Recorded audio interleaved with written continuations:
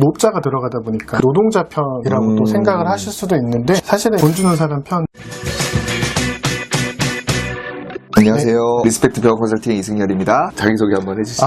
네. 안녕하세요. 저는 이진우 노무사입니다. 강서구 마곡동에서 노무법인 보드를 운영하고 있고요. 노무사는 지금 9년째 하고 있고 구성원은 7명으로 구성되어 있습니다.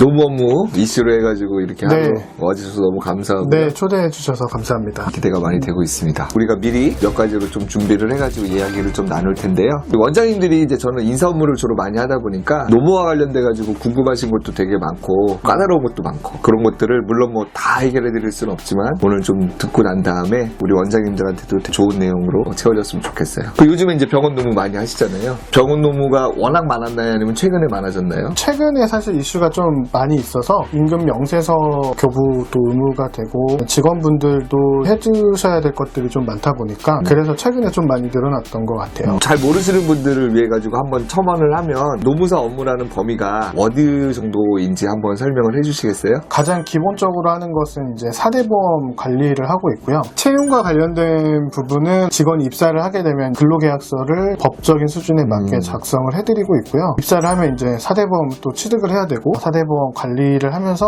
취득 신고도 해드리고 있고요. 임금이 매달 나가면은 사대보험료를 원천 공제하고 실지급을 얼마를 하셔야 되는지를 보시고 지급을 하셔야 되기 때문에 임금 대장 작업도 하고 임금 대장에 맞춰서 당연히 임금 명세서도 만들어서 드리고 있고요. 퇴사를 하시게 되면은 퇴사 사유에 따라서 실업급여에 대한 부분도 상담이 또 있을 수도 있고 상실 처리까지 해서 이렇게 도와드리고 있습니다. 퇴직금 계산도 해주시고 퇴직금 계산도 당연히 해드립니다. 어떻게 보면 직원을 채용하면서부터 퇴사할 때까지 그 모든 일과 관련된 법적인 절차나 과정에 대해 가지고 다 서류적으로 정리해 가지고 진행을 시켜주시는 거고 사실은 원장님들이 예전에는 이런 일들이 별로 중하지 않다라고 생각을 하다가 의무 조항들도 되게 많이 생기고 노무사라는 역할 자체를 10년 전, 15년 전에는 큰 대기업들만 노무 서비스를 이용한다라고 원장님들이 여기시다가 요즘에는 오히려 이제 신규 개원하시는 원장님들은 그냥 아예 루틴으로 함께 진행을 하는 거를 제가 많이 보게 됐거든요. 그게 이제 세상이 좀 바뀌었다.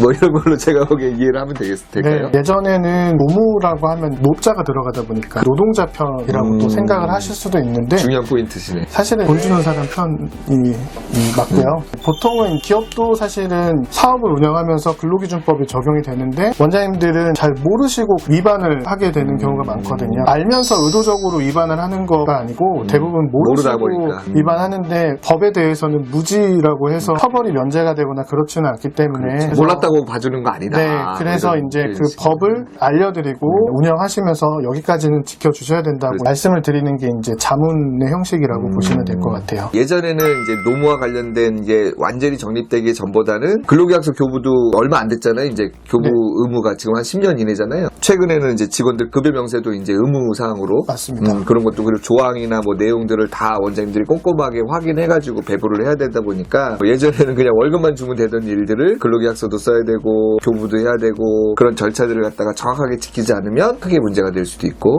뭐 이런 상황들이 되기 때문에 이제 일을 많이 할 수밖에 없는 구조다라는 걸로 저도 이해가 됐고요. 노무사님께서 일을 하실 때는 어떤 형태로 병원들이랑은 업무가 진행되나요? 제가 알고 있기로는 두 가지거든요. 컨설팅 계약을 한번 하는 경우도 있고 자문역으로 해가지고 정기적으로 도와드리는 경우도 있고 알고 계신 것처럼 두 가지가 맞고요. 일회성으로 컨설팅을 해드리는 경우가 있는데 초기 세팅이라고 해서 근로계약서랑 임금 테이블을 작성하는 거 취업규칙이 만약에 작성을 해야 되는 10인 이상이면 또 그것도 의무잖아요. 네, 사내규정을 만들어야 되는 사업장이면은 일회적으로 한번 잡아드리는 세팅이 있고요. 매월 정기 자문 형식으로 해서 세무사님들 기장료 주듯이 노무기장이라고 보통 얘기를 하는데 매월 자문료를 저희가 받으면서 임금대장이나 사대보험 취득상실, 사대보험 관리까지 해가지고 그렇게 진행하는 경우가 좀 계속 관리하고 업데이트하고 또 원장님이 궁금하신 내용은 빨리 상시적으로 피드백 해드릴 수 있고 네네네 맞습니다.